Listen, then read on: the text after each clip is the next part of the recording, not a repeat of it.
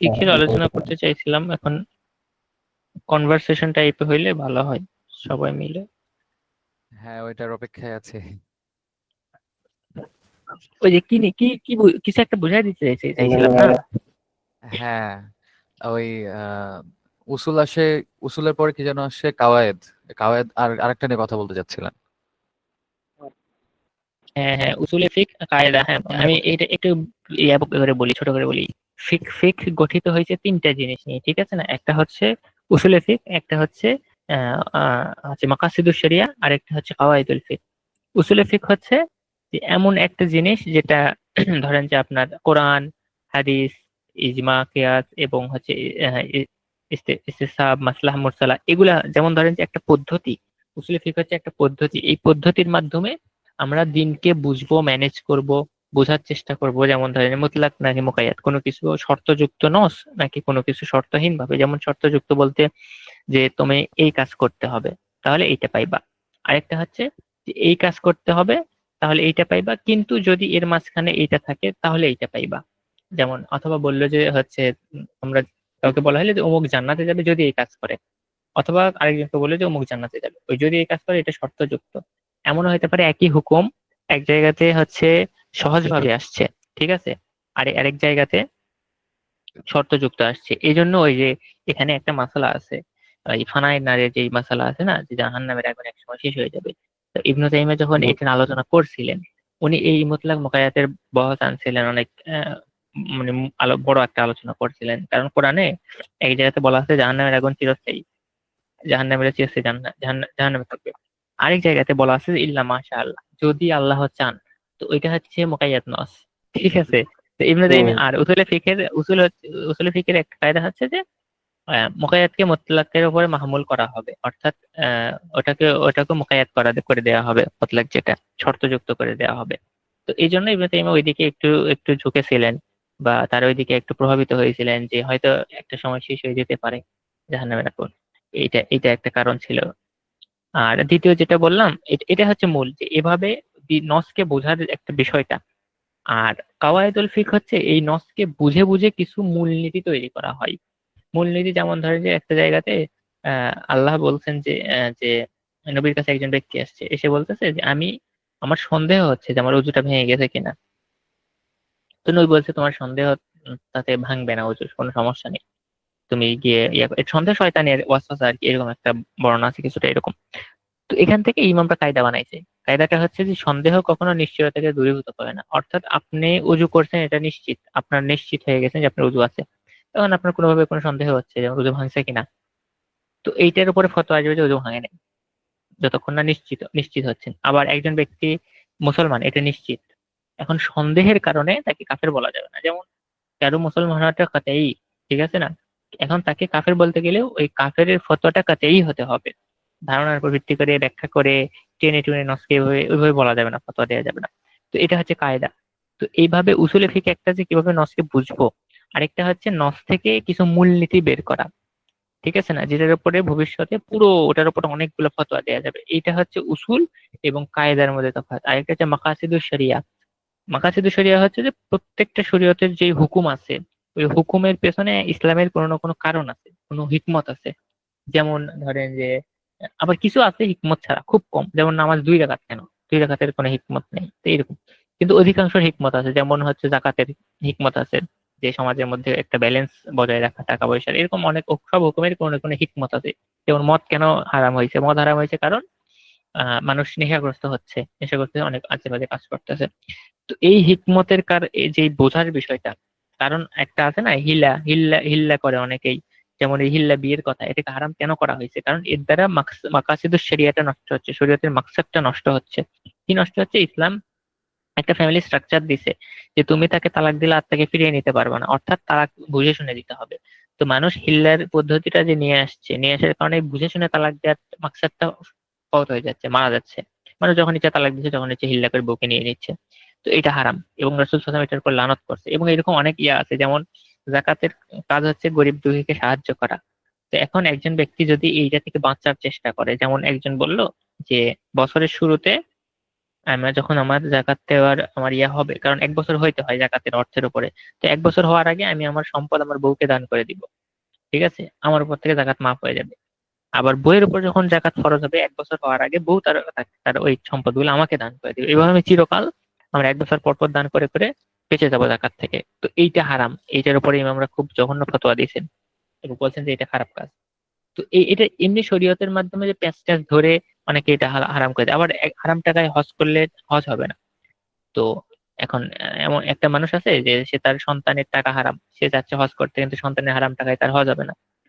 তো সে কি করছে, হচ্ছে একজন ব্যক্তি থেকে টাকা ধার নিছে, ধার নিয়ে হজ করতে, ধারের টাকা হালাল, ধার নিয়ে হজ করতে তার ছেলেকে পরে বলছে ধার শোধ করে দাও তোমার হারাম টাকা দিয়ে। এগুলা হচ্ছে মাকসাদকে নষ্ট করে দেয়া শরীয়তের। শরীয়ত যে কারণে ওই হুকুমটা দিছে ওই হুকুমটা নষ্ট করে দেয়া, এগুলো হারাম। তো কোন শরীয়তের হুকুম মানতে গেলে দেখতে হবে যে এই ফতোয়ার মাধ্যমে ওইটার মাকসাদটা হচ্ছে বজায় থাকতেছে কিনা। যেমন একজন ব্যক্তি রমজান মাসে তার স্ত্রীর সাথে সহবাস করছিল ভুলে, সহবাস করার কারণে নবীর কাছে আসছিল। নবী বলছিলেন যে তুমি প্রথমে হচ্ছে 10 7টা রোজা করো। সে বলছে আমি একটাই করতে পারতেছি না, 7টা কেমনে করবো? তারপর নবী বলছেন ঠিক আছে তাহলে তুমি গোলাম আজাদ করে দাও। সে বলছে আমি নিজেই গোলাম। তারপর বলছে যে মানুষকে খাওয়াও। সে বলছে আমি নিজেই গরিব। তো নবী একটার পর একটা ইয়া দিছেন। তো এখন একজন ব্যক্তির সামনে যখন কেউ এই কাজ করে আসবে, ওই ব্যক্তি দেখবে যে আমি যে তাকে গোলাম আজাদ করার ফতোয়া দেই, সে গোলাম আজাদ, সে যদি অনেক ধনী হয়, সে প্রত্যেকদিন একটা করে গোলাম আজাদ করে প্রত্যেকদিন রোজা ভাঙবে। তো তাকে তখন ফতোয়া দিতে হবে যে তুমি যদিও গোলাম আজাদ করার তোমার সুযোগ আছে, কিন্তু তোমার উপর ওয়াজিব হচ্ছে হচ্ছে 7টা রোজা রাখা। তো এরকম ফতোয়া ইতিহাসে অনেক ইমাম দিছে। আহ, অনেক মাযহাবের ইমামদের থেকে এরকম ফতোয়া পাওয়া যায়। তো তারা মাকসাদকে সামনে রেখে ফতোয়া দেয়, এবং এই মাকসাদের মাকাসিদুশ শরিয়ার উপরেই ভিত্তি করে গড়ে উঠছে কিয়াসের যে বিষয়টা।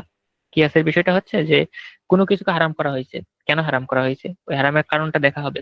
আর ওই কারণটা যে কোনো জিনিসের মধ্যে থাক সেটা হারাম করা, সেটা হারাম বলা হবে। যেমন হচ্ছে মদ হারাম, মদকে নাম ধরে হারাম বলা হয়েছে। তো মদ কেন হারাম বলা হয়েছে? মদ নেশা, ঠিক আছে। মদের দুর্বল থেকে হারাম বলার কারণটা কি? নেশা।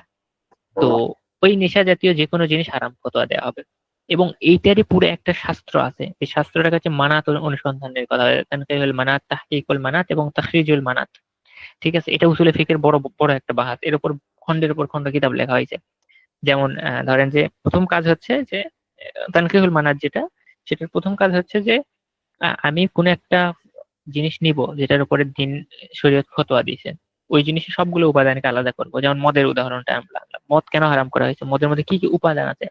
একটা উপাদান হচ্ছে মদ পানি, আরেকটা উপাদান হচ্ছে মদের একটা গন্ধ আছে, আরেকটা উপাদান হচ্ছে মদের একটা স্বাদ আছে, আরেকটা উপাদান হচ্ছে মদের একটা রং আছে, আরেকটা উপাদান হচ্ছে মদ মানুষের মস্তিষ্ককে বিকৃত করে দেয়। তো আমরা দেখবো যে কোনটার কারণে হারাম করা হয়েছে। মদ পানি হওয়ার কারণে হারাম করা হয়েছে? না, হয় নাই। মদের একটা স্বাদ আছে এই জন্য হারাম করা হয়েছে? না, হয় নাই। মদের একটা গন্ধ আছে এরকম হয় নাই। তো মদকে হারাম করা হয়েছে কেন? কারণ মদের নেশা হচ্ছে। তখন নেশার ওই ত্রুটিতে যে কোনো জিনিসের মধ্যে থাকলে হারাম ফতোয়া দেওয়া হবে। যদি মদকে পানি হওয়ার কারণে হারাম ফতোয়া দেওয়া হতো কথার কথা, তাহলে পানির যে গুণটা, সব ধরনের পানিকে হারাম বলা হতো। এরকম একটা বিষয়, এবং এটা সব বিষয়ের ক্ষেত্রে। এবং এই ত্রুটি খুঁজতে গিয়েও ইমামদের মধ্যে অনেক সময় ইখতিলাফ হয়েছে। যেমন একটা হাদিস আছে, হাদিসটা হচ্ছে যে একজন বেদুইন রাসূল সাল্লাল্লাহু আলাইহি ওয়াসাল্লামের কাছে আসছে, এসে বলছে যে হচ্ছে ওই যে ওই হাদিসটা, যে আমি ভুলে স্ত্রী সহবাস করে ফেলছি। তো রাসূল সাল্লাল্লাহু আলাইহি ওয়াসাল্লাম হচ্ছে তাকে কাফফারা দিতে বলছে, প্রথম যেটা। তো এখন রাসূল সাল্লাল্লাহু আলাইহি ওয়াসাল্লাম কাফফারা দিতে কেন বলছে, এটা নিয়ে ইমামদের মধ্যে ইখতিলাফ হয়েছে। একদল ইমাম অর্থাৎ হানাফি এবং মালিকিরা বলে যে তার কাফফারা দিতে বলার কারণ হচ্ছে রোজা ভাঙা। রোজা ভাঙাটা হচ্ছে তার ইল্লাত, যার কারণে কাফফারা দেওয়ার হুকুম আসছে। শাফেঈ এবং হাম্বলীরা বলছে না, সহবাসের কারণে রোজা ভাঙাটা হচ্ছে তার ইল্লাত। এই জন্য হানাফিরা বলছে যে কোনো ভাবে রোজা ভাঙলে তাকে কাফারা দিতে হবে। শাফেঈ এবং হাম্বলীরা বলছে না, শুধুমাত্র সহবাসের মধ্যে রোজা ভাঙলে তাকে কাফারা দিতে হবে। এই ইল্লাত ত্রুটি খোঁজার ক্ষেত্রে ইমামদের মধ্যে ইখতিলাফ হয়ে যায়, যার কারণে মাযহাবের ফতোয়া আলাদা হয়ে গেছে, আলাদা আলাদা ইখতিলাফ আসছে। তো এইটা যে যত ভালোভাবে জানতে পারবে, এই এই কিয়াসের বাহাসটা, এই যে আমি এক এক করে উপাদানগুলো সব আলাদা করতে হবে সেটা থেকে, আচ্ছা আমি প্রশ্নটা একটু দেখ, সেটা থেকে কোন কারণে এটা হারাম করা হয়েছে এবং কোন কারণে হারাম করে এটা আলাদা করা হবে, এবং এই প্রত্যেকটা আলাদা করার, এই প্রত্যেকটা উপাদানগুলো বাছাই করার আলাদা আলাদা নিয়ম আছে, এবং এগুলো হচ্ছে মুজতাহিদের কাজ।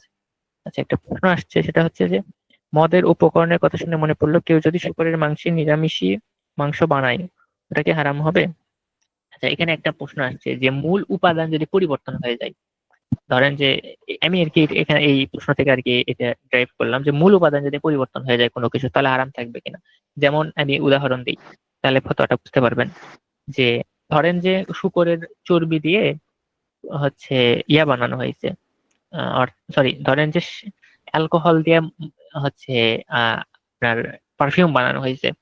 ওই অ্যালকোহলের মধ্যে শুকরের চর্বি আছে, তো ওইটা ব্যবহার করা যাবে কিনা। অনেক ইমাম বলে, অনেক আলেম বলে ব্যবহার করা যাবে না, কিন্তু জমহুরের ফতোয়া হচ্ছে ব্যবহার করা যাবে, কারণ মূল উপাদান যদি পরিবর্তন হয়ে যায় কোনো কিছুর, ঠিক আছে, পরিবর্তন হয়ে অন্য কিছু হয়ে যায়, তাহলে ওইটা আর ওই হারামের হুকুম থাকে না। যেমন ধরেন যে সাবানের মধ্যে আপনার শর্করা আছে, সাবানের মধ্যে শর্করা থাকে, তো ওই সাবান বানাতে গিয়ে শর্করার মূল উপাদান পরিবর্তন হয়ে যায়, শর্করা বলতে আর সাবানের মধ্যে কিছু থাকে না, ঠিক আছে। এটা কথার কথা একটা উদাহরণ দিলাম। তো তখন ওই ওই সরকারের হুকুম সাবানের উপর আসবে না।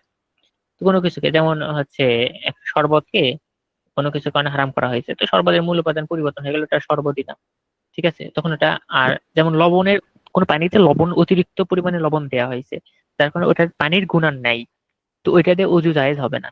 যেমন আপনি আপনি হচ্ছে পানিতে হচ্ছে তেজপাতা দিলেন, অনেক কিছু দিয়ে চা বানাইলেন, তো ওই পানি দিয়ে অজু করাটা জায়েজ। তো চা দিয়ে অজু করা জায়েজ নাই, মূল উপাদানটা পরিবর্তন হয়ে গেছে। মূল উপাদান পরিবর্তন হলে হুকুম পরিবর্তন হয়ে যাবে। জি। সবজি টবজি দিয়ে খেতে মাংস বানালে না সমস্যা নেই। কারণ শুকরের মাংসের হারামের কারণটা ওই ওই স্বাদের কারণে হারাম করা হয়নি, ঠিক আছে, তো স্বাদ ম্যাচ করলে সমস্যা নেই। তো এটা হচ্ছে ফিকহের তিনটা সেক্টর, ঠিক আছে, তিনটা সেক্টরের মধ্যে উসুলে ফিক সব থেকে কঠিন। ইজতেহাদে যে বাহাসটা, কিয়াসের যে বাহাসটা, 80% যে বাহাসটা ওটা মূলত কিয়াসের। এটার মধ্যে অনেক ইয়া আছে আপনার, এবং এটার মধ্যে অনেক তফাৎ আছে, পার্থক্য আছে, ইখতিলাফ হয়েছে কিয়াসের কারণে। সবাই ধরেন যে মানহাজটা পুরাটা এক, কিন্তু তাহকিক করতে গিয়া মুজতাহিদের মধ্যে ইখতিলাফ হয়েছে মুজতাহিদদের মধ্যে। যেমন আমি মানাতের যে আলোচনাটা করতেছিলাম সেটা যদি একটু আহ সহজ করে বলি, তানকিহুল মানাত কি, তাহকিকুল মানাত কি, ওটা যদি সহজ করে আহ, বুঝাই, যেটা হচ্ছে আহ কোথায় গেল, হ্যাঁ, তানকিহুল মানাত ধরেন যে নসের একটা ইল্লত সরাসরি বা ইশারাতান উল্লেখ করা আছে। যেমন ধরেন যে যেমন মদ হারাম, এখানে ইশারা করে বুঝায় দেওয়া আছে যে ইশারার মাধ্যমে বুঝায় দেওয়া আছে যে মদের হারাম কেন, কারণ এখানে ত্রুটি আছে। তো ওইটার মাধ্যমে যে কিয়াস করে অন্য বিষয়ের উপর ফতোয়া লাগানো হচ্ছে, ওটা তানকিহুল মানাত। আর তাখরিজুল মানাত হচ্ছে ইশারা করে বা সরাসরি বলাই নাই ইল্লাত কোথায়, ঠিক আছে, তো ওখান থেকে বের করতে হবে। যেমন গম, জব, এটার উপরে সুদের যে আলোচনাটা, যে হাদিসটা দেখলে বুঝতে পারবেন ওখানে হারাম বলা আছে, কিন্তু কোনো বোঝানো হয়নি যে হারামটা কেন বলা হয়েছে, কারণ বোঝানো হয়নি। তো ওখানে আবার ইল্লাত খুঁজে বের করার, ইল্লাত হচ্ছে ত্রুটি, যে মূল কারণ যে হারাম করা হয়েছে, ওইটা খুঁজে বের করার আরো বিভিন্ন কারণ আছে। যেমন আপনার মুনাসাবা আছে, আসাবর ওয়াত তাকসিম আছে, আহ এরকম কিছু কারণ আছে। তো এগুলো নিয়ে ইমামদের মধ্যে ইখতিলাফ হয়েছে।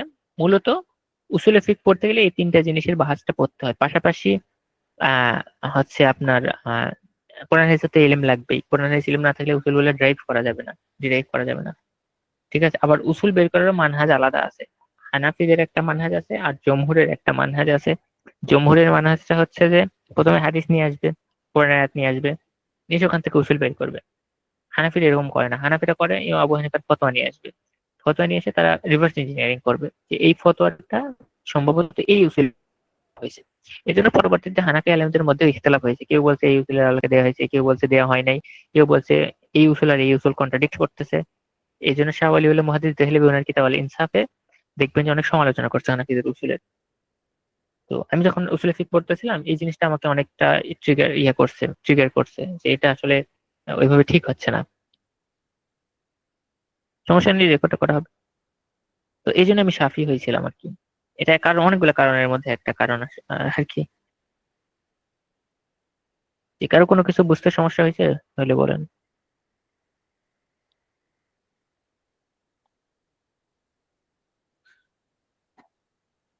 কোনো কিছু হারাম হওয়ার যে ইল্লতটা বের করা হয়, এটা কিসের উপর ভিত্তি হ্যাঁ, করে বা কিভাবে বের করে, এখানে ইখতিলাফটা কিভাবে ঘটে আলেমদের মধ্যে? হ্যাঁ, ইল্লাতটা বোঝা যায় আসলে। এটার উপরে পুরো আলাদা বাহাস আছে, আলোচনা আছে, যে বললাম না তানকিহুল মানাতের মধ্যে অনেকগুলো ইয়া আছে। আর সাবর ওয়াত তাকসিমের একটা আলোচনা আছে। এটা আলোচনা হচ্ছে যে সাবর তাকসিমের আলোচনা, যেটা ধরেন যে আপনার উপাদানগুলা এক জায়গাতে করবে। যেমন মদ হারাম হচ্ছে সবগুলো উপাদান, যে কি কারণে এই মদের মধ্যে কি কি উপাদান আছে, ঠিক আছে, ওই উপাদানগুলো একত্র করবে, করে এক এক করে উপাদানকে বাদ দেওয়া হবে, যে এটা এটার জন্য হারাম করা হয়, এটা এই বাদ দেওয়ার অনেক ইয়া আছে, অনেক উসুল আছে, কওয়ায়েদ আছে, অনেক জাবতা আছে, আপনার ওগুলোর মধ্যে বাদ দিয়ে দিয়ে। জি হলো যেমন ওই যে মাদকতা, মাদকতার কারণে আপনার অচেতন হয়ে যায়, এই কারণে হলো মদের ইল্লাত হ্যাঁ হ্যাঁ হ্যাঁ, মাদকতা, এটার কারণে মদকে হারাম করা হয়েছে। হাম্বলীরা আর এটাকে এটা অনেক প্রাধান্য পাওয়া দেয়। যাবে ওইটা হারাম হয়ে যাবে। হ্যাঁ হ্যাঁ, না উনি বলতেছে যে এই ত্রুটিটা কিভাবে খুঁজে বের করা হবে, এটার ত্রুটি তো আমরা জানলাম, কিভাবে খুঁজে বের করা এটা, তো এটার আলাদা মানহাজ আছে, ঠিক আছে। প্রত্যেকটা জিনিসকে ত্রুটি হওয়ার জন্য, ইল্লতকে ইল্লত হওয়ার জন্য চারটার মতো শর্ত আছে। ওই চারটা শর্তের মধ্যে আবার দুই তিনটা করে প্রকারভেদ আছে, ওগুলো প্রত্যেকটার মাধ্যমে মানে ছাঁকা হয় আর কি, ছাঁকনির মতো। উসুলে ফিক হচ্ছে ছাঁকনির মতো, কিয়াস হচ্ছে ছাঁকনির মতো, ছাঁকা হবে, যে জিনিসটা হচ্ছে আবর্জনা হবে ওগুলো ফেলে দেওয়া হবে, আর মূল জিনিসটাকে নিয়ে ফতোয়ার ক্ষেত্রে, যেমন কোনো কিছুকে হারাম করা হয়েছে মাকরু, আবার কোনো হুকুমকে মাকরু করা হয়েছে, তো মাকরুর মধ্যে যে ইল্লত আছে ওই ইল্লত যেটার মধ্যে পাওয়া যাবে এটা মাকরু। যেমন ওই যে সিগারেটের আলোচনা, তো সিগারেট কেন হারাম? হারাম, তো একদল বলে যে নেশা নেশা সৃষ্টির কারণে, তো আসলে নেশা সৃষ্টির কারণে হারাম না, কারণ উসুল হচ্ছে যে কোনো কিছুকে হারাম ইল্লতকে ট্রান্সফার করার জন্য ওই সমপরিমাণ ত্রুটি থাকতে হবে, ঠিক আছে। তো মদের সমপরিমাণ নেশা সিগারেটে নেই, বরং সিগারেট হারাম হচ্ছে স্লো পয়জনিং এর কারণে, সিগারেটের স্লো বিষ বিষ হওয়ার কারণে হারাম, স্লো পয়জনিং যেটা ধীরে ধীরে মানুষকে মেরে ফেলে, সিগারেট ধীরে ধীরে মানুষকে মেরে ফেলে। পাশাপাশি এটা কাগজ খাওয়ার মশালা, ঠিক আছে, যে কাগজ মাটি এই ধরনের জিনিস খাওয়া যাবে কিনা, তো এই ধরনের জিনিস কিছু ইমাম জায়েজ বলছে, কিছু ইমাম হারাম বলছে, তো এরকম কিছু মশালা আসবে, এসের কারণে হারাম। হানাফিরা মাকরু বলে, তাদের ইজতিহাদ কি আমি জানি না, কিন্তু আমরা স্লো পয়জনিং এর কারণে হারাম বলি। হানাফিরা কি মাকরুহ তার তাহরিমি বলে নাকি? আচ্ছা, মাকরুহে গুল তাহরিমি খাওয়া, বললে আমরা আমাদের মতোই হারাম হইতে, তাদের গুল এটা যদি খাওয়া তো মাকরুহে তাহরিমি হয়ে থাকে। গুল খাওয়া জি তো হারাম না? গুল গুল হ্যাঁ দাঁতে হ্যাঁ, দেয় না গুল। আমি একজনকে বলছিলাম দেখেন যে এখানে একটা বিষয় আছে, এখানে হ্যাঁ এখানে একটা হারামের কথা বললে তো বলতেছে এটা মাকরু, পরে আমি বললাম যে কোথায় আছে, তো বলতেছে এটা বেহেশতি জিওরে আছে, তো পরে আর কিছু বলিনি। আচ্ছা, এখানে একটা বোঝার মতো বিষয় আছে, সেটা হচ্ছে যে আমরা যে হারাম বলি এবং হানাফিরা মাকরুহে তাহরিমি বলে, দুইটা একই কিন্তু, ঠিক আছে না। মাকরুহে তাহরিমি হানাফিদের মূল হারাম আর মাকরুহে তাহরিমি হারামের মধ্যে তফাৎটা হচ্ছে যে হারামটা নস থেকে প্রাপ্ত, একবারে পাতেই থেকে, আর মাকরুহে তাহরিম মানে ইজতিহাদের মাধ্যমে বা